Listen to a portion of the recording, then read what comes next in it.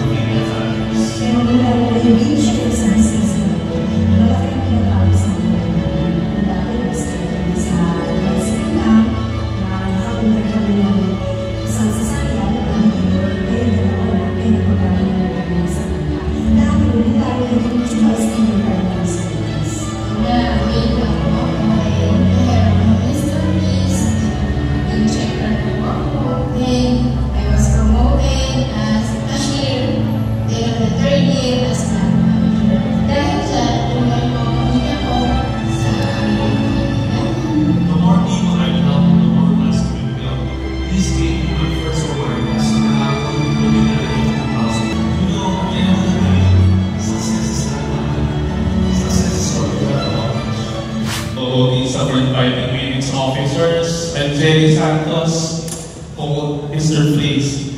When it started, I'm a tubo po ang baliw at Bulacan. Mga Bulacan na talaga magagaling.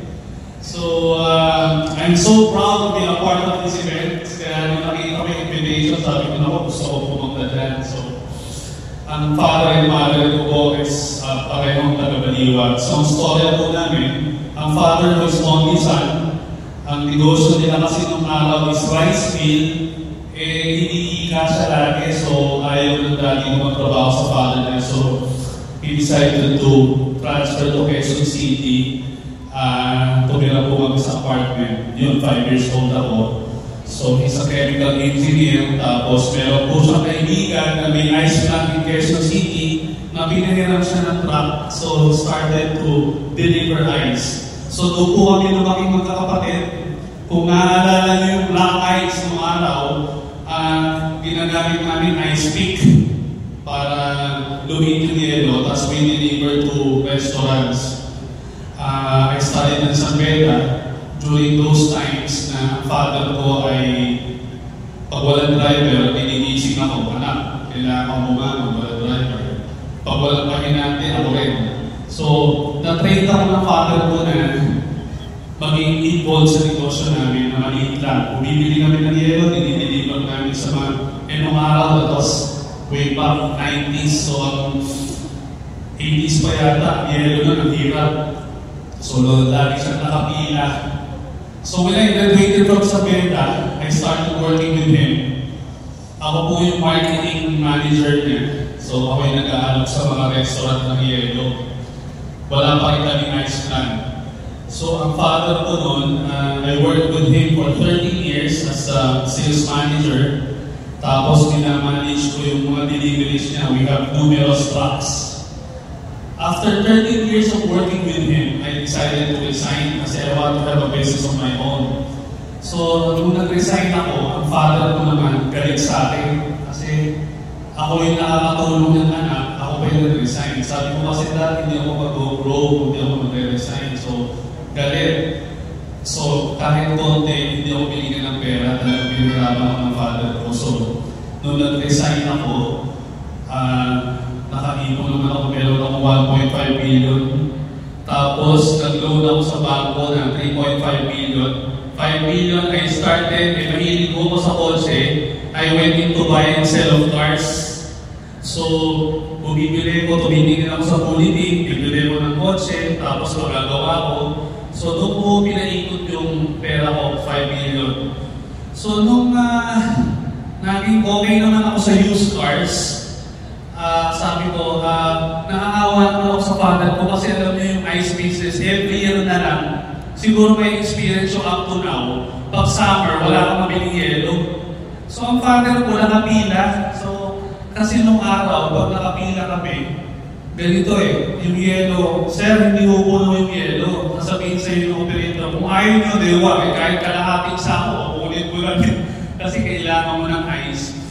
By the year 2005, sabi ko, magtayo kaya ako ng isang ice plant na hindi ko naman kaya. So, I started with 15 tons. Ang 15 tons nun is 15 million na to set up. So, sabi ko, hindi naman kaya magtayo. So, half of it, niload ko sa bangko. Nung bago ako magtayo, pinatawag pa ho ako nung planta kinukuha ng father ko. Naninong ko ba? Ito yung pinaka-story at masakit. Pinatawag ako, sabi na ko, magtatayo ba ng ice plant sa Quezon City, ibaban ko ang father mo sa lahat ng ice plant namin. So sabi ko, gano'n, hindi ko siya ate, gusto ko mag-grow para pinigilan. So lumabas ako ng office na para mag-iyak ako dahil sabi ko, hindi ko naman kaya labanan ito kasi malaki na eh. So nung time na start ako magtayo ng ice plant, 15 ton, sabi ko, magtayo ako, nag-load ako sa BPI. Sabi ko, ang customer ko kasi dati ko na eh. So sabi ko, may market na ako. Sabi ko, whatever that kukuha ko dito sa planta, same price. Ang 15 tons sa kanya kulang. So to make the long story short, naging 6 po yung ice plant. Kung maliliit lang, puro 15 ton, mga second hand machine lang. Tapos nagkaroon ako ng, alam niyo, contentment. Sabi ko, 2011, I had 6 mini ice plants. Sabi ko, ano kaya? Siguro okay na ako. Mabubuhay ko na yung pamilya ko dito sa income ko. Ba't hindi ko kaya ituro ito sa mga mahirap? Kasi nakikita ko yung economy natin. Lagi na lang hirap. So I went into Malabon. Pumausap po ako ng mga tricycle. Sabi ko, magkano ba kinikita niyo isang araw? Sabi ko, sir, 150. Ilang oras? 24 hours. Ganun ba? So ganito, bibigyan ko kayo ng yelo sa sako. Saan mo namin dadalhin? So ilako nyo sa mga karinderya, sari-sari stores. So binibenta ko sa kanila ng 60 pesos sa sako, dadalhin nyo dyan, nagiging 120. Ito nga sari-sari stores po. Kung nakikita nyo ngayon dito sa Bulacan, yung tube ice na nung araw, nasa fridge lang na sa gripo, tube ice purified na, 10 piso 1 kilo, nagkaroon ng hanap buhay yung tricycle, nagkaroon ng hanap buhay yung mga sari-sari stores. So sabi ko yung vision ko, tulungan ko kaya, yun lang naman ang mission kong tulungan, not knowing, ito palang nag-concentrate ako sa urban areas of helping these people, they grew. So magic po, na nangyari, nagkaroon ako ng ice plant sa Malabon, tapos sunod-sunod na. Kasi noong 2011, I got my first award with MVP. I was nominated as one of the SME ng Meralco Luminary. So nung nanalo ko, parang ang dating na big time, hindi naman ako ganun big time, nandun lahat ng mga mall owners, tapos nandun ang bangko, pinakutangin ako. Sabi ko lalaki ko lalo. So, not knowing, ito pong Mr. Freeze, I have built more than 60 ice plants all over the country. So, ang concentration ko po, every bayan, is tulungan itong mga tricycle. Ngayon, meron po kami ginawa, asenso sa Mr. Freeze, tinutulungan namin sila, naglo-load sila sa Mr. Freeze para makabili sila ng bagong motor. So, dito po sa Bulacan, ang branches po namin 8. So, lumaki na rin namin dito. So, ang naging story po namin, kung nakita niyo yung video, yung mga dati ko pong kasambahay, nakatulong na yung area managers na, nakapagbigay tayo ng trabaho. Yung mga tricycle drivers, naku, may mga bahay na yan. Kasi, sarili, napag-aral mo yung mga anak sa magandang eskwelahan. Yung mga sari-sari stores, kinakalabit pa ako, sir, ako salamat because of ice. Hindi not knowing yung Mr. Freeze, kinuha ko lang mo yan sa film na Batman kasi pag pinayal na, nagiging yellow ka, di ba? Sabi ko nga, ang ganda rin ng branding. Kung tayong mga negosyante, nakikita ko nga, number 1, kailangan may good brand kayo. Yung parang one of the sa akin is branding. Tapos, minsan mga negosyante, isipin nyo, parang makikita, parang dadami pera. Pero alam nyo, once you have the vision and mission, everything will follow. Ang ano pala, it's not all money. Parang ang vision ko no, is tumulong, not knowing, yung pala magpapalago ng negosyo mo kasi nakapagbigay ka ng trabaho, livelihood. Ngayon po, katulong ko ng aking 2 anak, nandiyan po si Philip sa si Janina.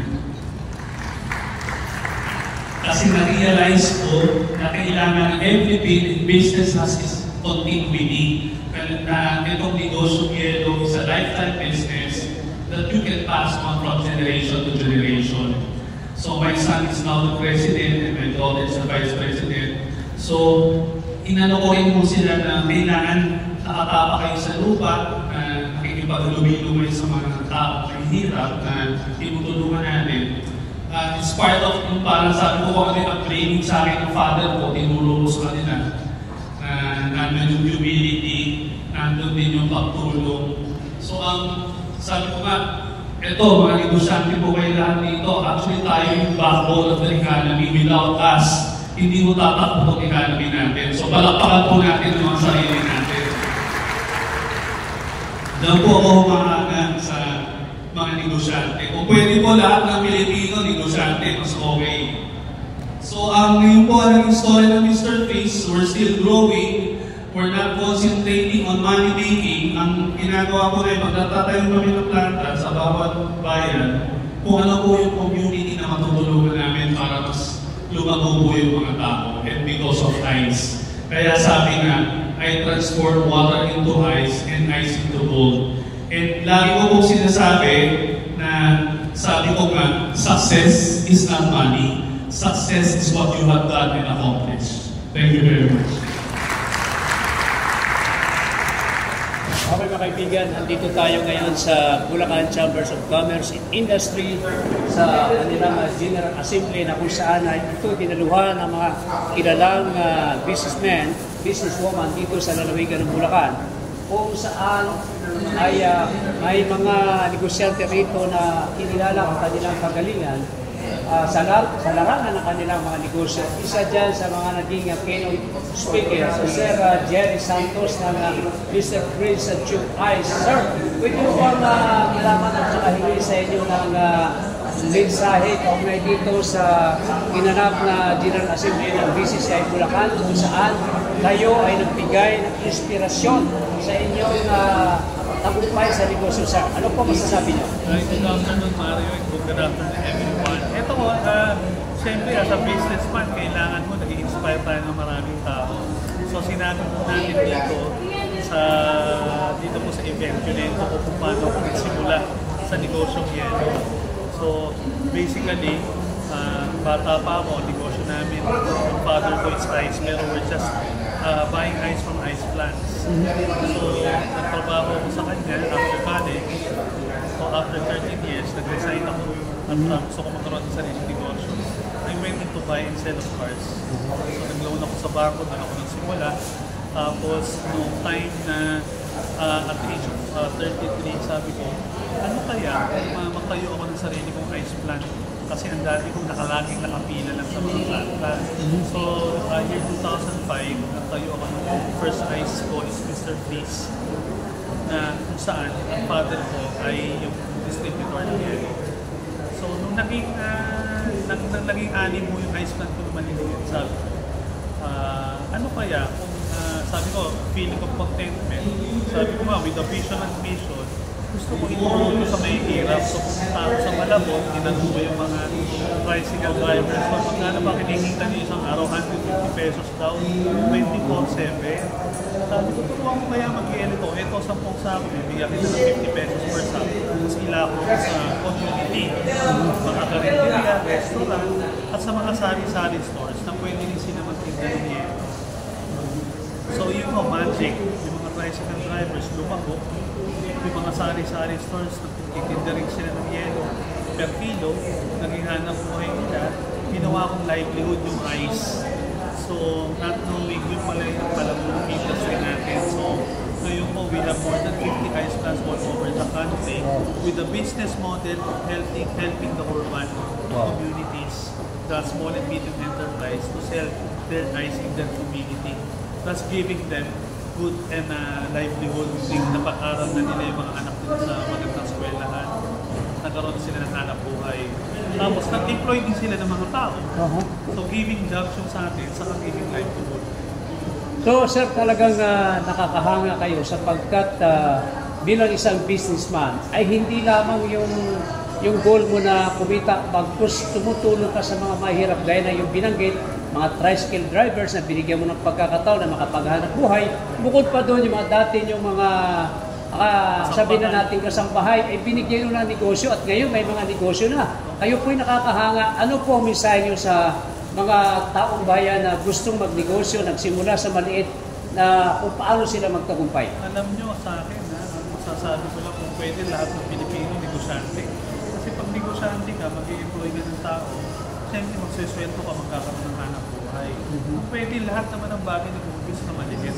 So masasabi ko lang, number one, pagka natayo ka ng negosyo, dapat passion mo, hilig mo. Okay. At pangalawa, dapat meron kang vision na hindi lang money making. Iisipin mo, ito bang negosyo ko makakatulong sa maraming tao. And it will follow. Magugulat ka na lang, lumalago yung negosyo mo. Kasi yung iba, paano tayo kumita, paano tayo pera.